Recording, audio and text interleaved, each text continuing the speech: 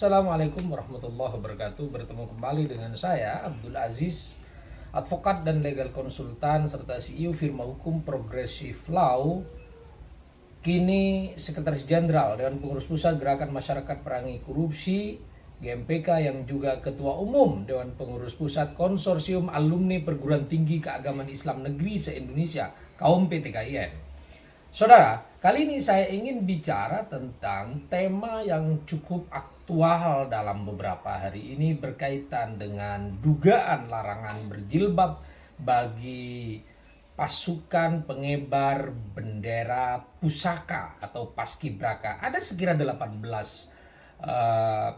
paskibraka putri yang tidak berjilbab, bahkan termasuk dari utusan Aceh, yang kita tahu Aceh adalah Serambi Mekah yang menggunakan hijab. Itu mutlak tidak dapat ditawar-tawar karena di sana menerapkan syariat Islam secara mutlak begitu.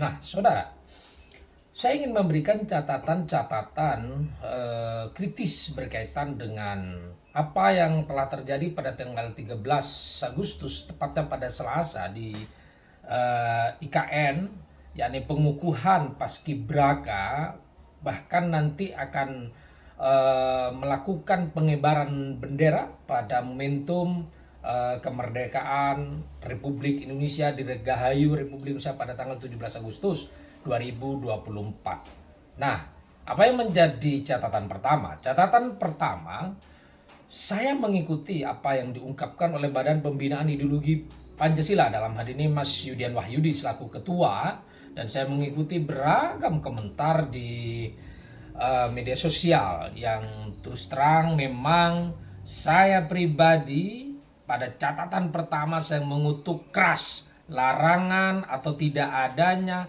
alternatif bagi paskibraka putri untuk mengenakan jilbab. Saya sudah baca aturannya, surat edarannya yang tidak menulis sama sekali aturan tentang bagi putri muslimah begitu paskibraka itu memakai hijab misalnya. Tegas saya ingin katakan bahwa pemerintah, bahwa BPIP harus mencabut apa yang menjadi aturan sejak 2022 yang sebelumnya itu berkaitan dengan paskibraka ini kemudian menjadi domain di Kemenpora, tetapi sejak 2022 itu kemudian menjadi domainnya Badan Pembinaan Ideologi Pancasila alias BPIP.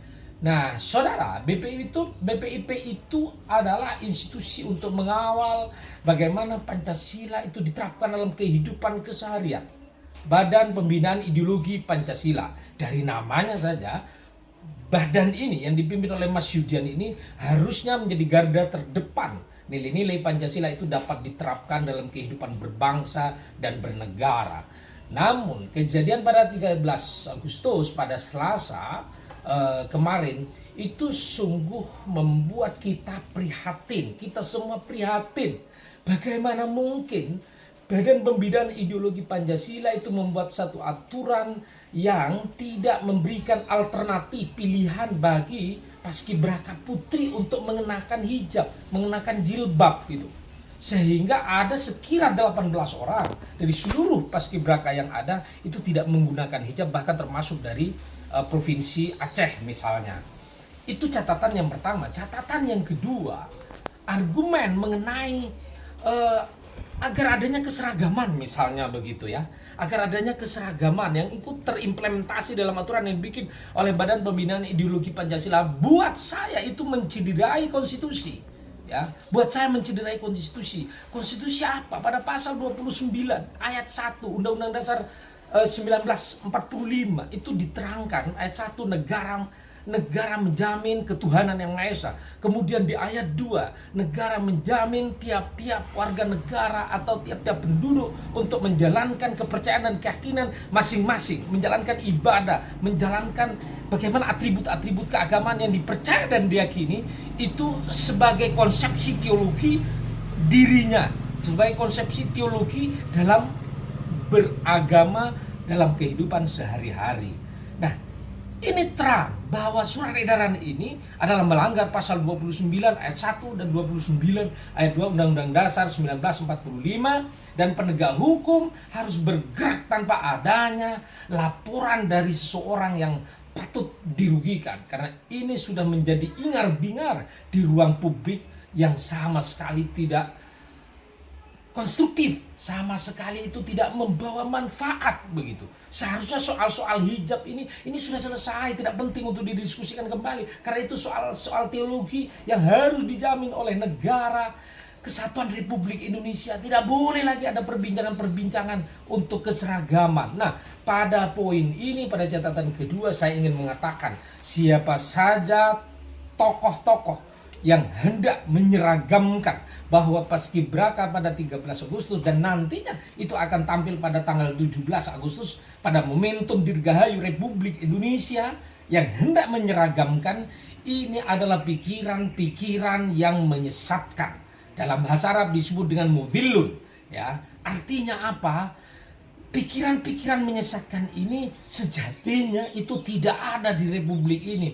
Apalagi ini kemudian patut diduga digawangi oleh Badan Pembinaan Ideologi Pancasila, BPIP. Kita sangat prihatin. Badan Pembinaan Ideologi Pancasila yang seharusnya mengawal nilai-nilai Pancasila dalam kehidupan berbangsa dan bernegara, justru kemudian hari ini terjerembab dalam praktek yang disebut dengan kubangan patut diduga anti Pancasila, ya. Patut diduga anti Pancasila. Di dalam Pancasila itu tegas mengatakan bahwa siapapun, agama apapun begitu ya, itu harus kita hormati. Maka upaya ikhtiar untuk menyeragamkan adalah bagian dari pemberangusan kebinekaan yang ada. Harus belajar kembali siapapun, ya, tentang apa itu Bhinneka Tunggal Ika. Saya pengajar, ya, pengajar Pancasila sejak 2014 di berbagai perguruan tinggi. Saya memegang mata kuliah ini dengan serius, bagaimana menciptakan anak-anak, melahirkan anak-anak yang Pancasilais. Pancasilais tidak hanya nyaring didengung-dengungkan dalam kegiatan-kegiatan yang sifatnya ritual, tetapi Pancasilais itu harus dibuktikan dalam kehidupan nyata, termasuk pengukuhan yang dilakukan oleh Presiden Jokowi pada tanggal 13 Agustus kemarin, dan nantinya juga dimungkinkan untuk tampil pada tanggal 17 Agustus dalam momentum Dirgahayu Republik Indonesia, ulang tahun kemerdekaan Republik Indonesia. Itu catatan yang kedua. Catatan yang ketiga, apa makna Bhinneka Tunggal Ika itu? Ini sesungguhnya juga sudah selesai diskusi ini soal Bhinneka Tunggal Ika. Kita tidak perlu lagi itu belajar mengkaji secara mendalam apa makna Bhinneka Tunggal Ika. Bhinneka Tunggal Ika itu tegas, maknanya tunggal, berbeda-beda, namun tetap ada dalam kesatuan, gitu loh. Kesatuan negara Republik Indonesia. Kita dilahirkan berbeda. Kita dilahirkan oleh Tuhan yang Maha Kuasa. Kita dilahirkan dalam keadaan berbeda-beda, termasuk dalam berbeda-beda dalam hal agama. Kalau sudah berbeda dalam hal agama, tentu berbeda dengan atribut yang dikenakan oleh para pemeluknya. Maka walaupun acara Paskibraka itu ingin terlihat seragam, penyeragaman ini ingin saya katakan, upaya atau ikhtiar penyeragaman ini selain menyalahi konstitusi, itu menyalahi kodrati yang sifatnya asasi, dan itu merupakan perintah dari kitab suci. Hati-hati Badan Pembinaan Ideologi Pancasila dan siapa saja yang mencoba untuk mendukung bahwa Paskibraka ini haruslah semuanya seragam, termasuk dalam seragam tidak menggunakan hijab, tidak menggunakan jilbab, yang itu menjadi kewajiban bagi pemeluknya yang kebetulan adalah seorang muslimah.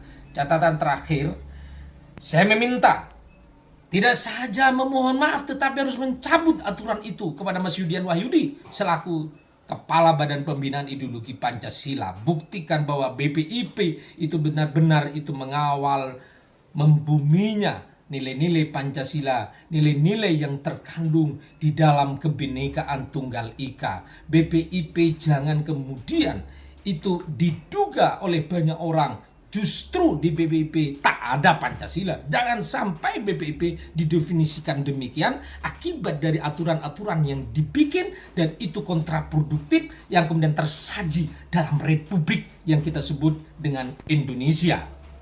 Itu menjadi catatan saya Terima kasih, semoga itu menjadi atensi dari Badan Pembinaan Ideologi Pancasila dan siapa saja yang kemudian mendukung gerakan-gerakan penyeragaman yang itu menjadi sunnatullah, menjadi kodrati dan tidak perlu untuk diseragamkan. Karena esensi itu dari Bhinneka adalah bagaimana kita mampu hidup berdampingan, bagaimana kita mampu perbedaan pendapat, menerima perbedaan pendapat yang ada, dan kita menghormati apapun yang menjadi pesan konstitusi pasal 29 Undang-Undang Dasar 1945 bahwa negara menjamin ketuhanan yang Maha Esa, negara menjamin tiap-tiap warga negara untuk menjalankan ibadah sesuai kepercayaan dan keyakinan masing-masing.